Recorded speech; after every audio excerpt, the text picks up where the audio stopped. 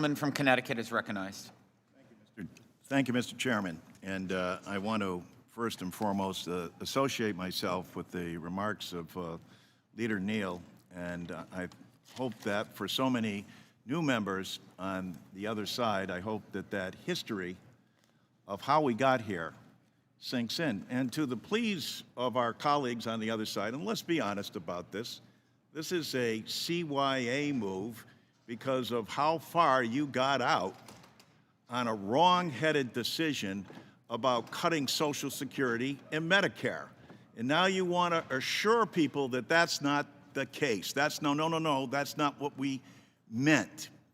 So why not a serious public hearing? You say, now is the time to do this. You're absolutely right. Where are the experts?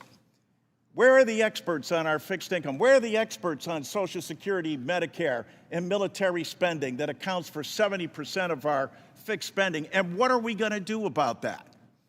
And where are the experts with respect to the debt ceiling? We do have a common enemy. You wonder why we're talking about China over here?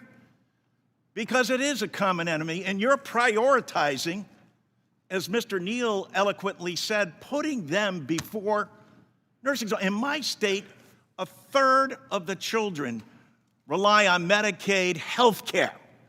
And we're going to prioritize with this bill that's never had a public hearing? And you're lecturing us about we all got to sit down and come together? This is the place you sit down. Where are the experts? Where are the people?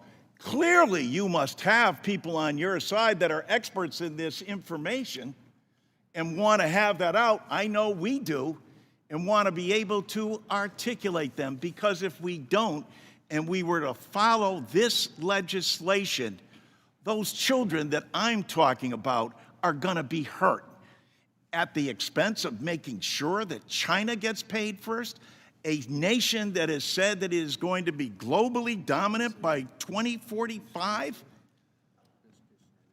We better wake up.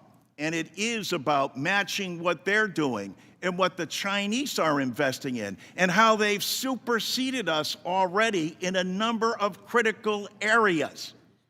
And if we don't wise up to the fact, we can spend all of our time here spinning around and coming up with CYA initiatives over misstatements. But this isn't a serious markup. This is a cover-up. We ought to be having a serious conversation, both about China, both about debt, but also about the programs of this country and how important they are to the people we're sworn to serve. And that's who's being left out, prioritized, and pushed behind. And that's why you hear the anger on our side over this issue. Let's have a public hearing. Let's bring the experts forward. But let's not prioritize in a way that we place China over our children, over health care. I yield back.